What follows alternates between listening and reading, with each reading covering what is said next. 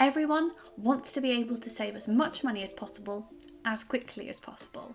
But in today's modern day living, it can be incredibly hard, with people fighting the rising costs of goods and items, as well as seeing their salaries stagnate, with them essentially becoming poorer and poorer as each year goes on. And then on the flip side, everywhere we go, whether that's walking down the street or scrolling through our social media, we are constantly being bombarded with advertisements trying to encourage us to spend our hard-earned cash.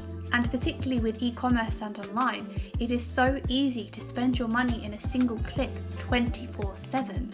As of April 2024, roughly 40% of UK citizens have less than £1,000 in their savings account, and around 25% of Americans have no retirement savings. That's why in this video, I'm going to be sharing with you 5 simple strategies that will help you save money quickly and simply.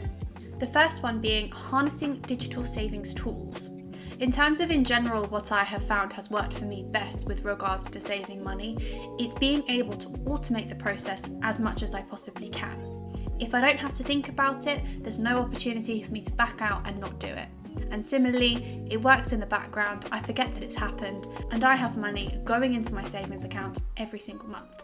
There are so many apps out there that can help you on your financial savings journey, and depending on what country that you live in. For me, in the UK, one of the apps that I really like is called Plum, and what is really great about it is that it flexes based on your needs throughout the month. So it has a smart algorithm that analyses both your income and your expenses and calculates how much it thinks you can save, and it'll automatically send money to your designated savings account every few days.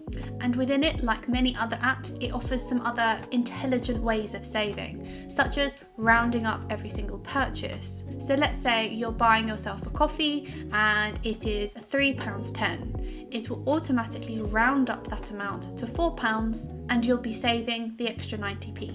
And what I really like about the roundup mode is that you're spending really small incremental amounts each time you make a transaction, but they add up really quickly and you don't even realise that you're doing it. There are also other apps out there that help you to reduce time that you spend on non-essential social activities, such as OneSec. And you can set this to fire when you open certain apps on your phone. The idea being is that it forces you to take a breath, take a moment, and decide if you really want to go on there. So for example, I will use it on any of my shopping apps. I'll also use it on the likes of Instagram to try and reduce the amount of time that I'm spending on there. And I have found it a really effective way of managing it. The next strategy is Parkinson's Law. I have talked about Parkinson's Law in a couple of my other videos, and it is a concept that really resonates with me, and it is also something that I utilise to help me save more money. To give you a quick overview, the Parkinson's Law concept essentially describes how we as human beings will utilise every ounce of time that we allow ourselves for something. And this concept translates to your money. Have you ever sat there and thought, 10 years ago, how did I manage to live off of the salary that I earned? When I got my first full-time job, I was earning £16,000 a year, living in London and still living my life. Fast forward 5 years and I'm earning significantly more than that. And I am still spending every penny that I'm earning every single month and not saving anything. But I came to the realisation that something needed to change in how I was managing my money. So I broke it down to identify the essential expenditure that I had to pay out every month, such as my bills, my rent, my student loan, to then also looking at other essentials but were also variable costs, such as my utility bills, to then similarly the non-essential purchases that I was making from social activities, shopping, beauty purchases, for example. The key here is to learn that you shouldn't be maxing yourself out, even if you can technically afford it because you have the money in your bank. Can you afford it 3 times over? If the answer is no, maybe you should have a second thought about whether it's something that you really need to purchase. Next, all-inclusive purchases. I'm sure that many of you have been in the situation that I have been before, which is you choose to buy the cheap option because it saves you money there and then. And this is something that I used to do a lot when I was younger, particularly with items of clothing. I worked in fashion, I was going out socialising a lot, I wanted to have different things that I could wear on a regular basis. But what I was finding was certain items, particularly the cheap ones, would fall apart within a few wears and washes, and I would find myself repurchasing that item or something very similar, again for a cheaper price point, to just start the cycle all over again. If I were to add up the amount of times I purchased the same cheap item, I would have been able to have purchased more than one higher quality, more expensive equivalent.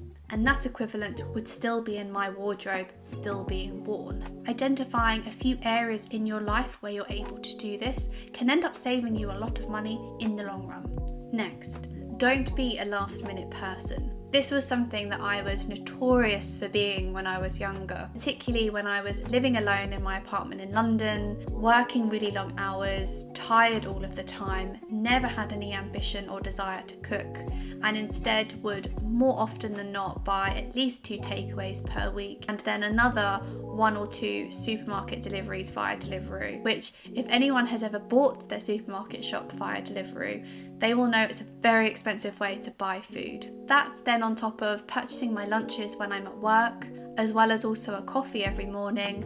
My costs were racking up very quickly. And because they are small amounts here and there, you don't necessarily think about it as a collective until you start writing it down.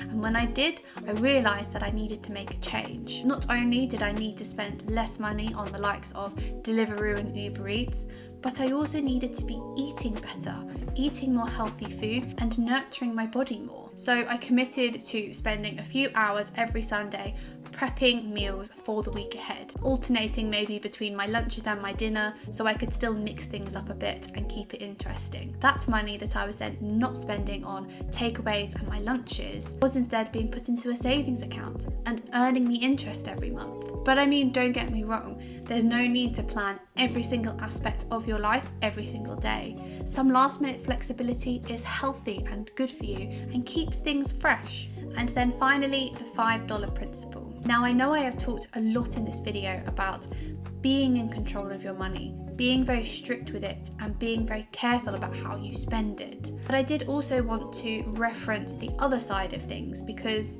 yes, you should be careful, you should be methodical, you should plan how you're going to spend your hard-earned cash. But if you get yourself to a point where you are constantly focused on the cost or the price of something, then you are likely to develop an unhealthy relationship with money. You will end up being in a position where you are depriving yourself of life and start feeling guilty for doing certain activities that bring you joy, such as going out and socialising with friends, going on holiday, treating yourself to that beauty product. And if you deprive yourself too much, you'll end up just becoming burnt out and you'll give up completely on saving money. The problem is, if you keep saving and keep saving and keep saving, not spending any of it, you'll get to the point where you're 70 years old, you'll have all this money, and you'll probably be able to spend a small portion of it. Yes, of course, it is smart to be saving towards your future, but you also need to be enjoying the journey along the way, which is why a better way to approach this is to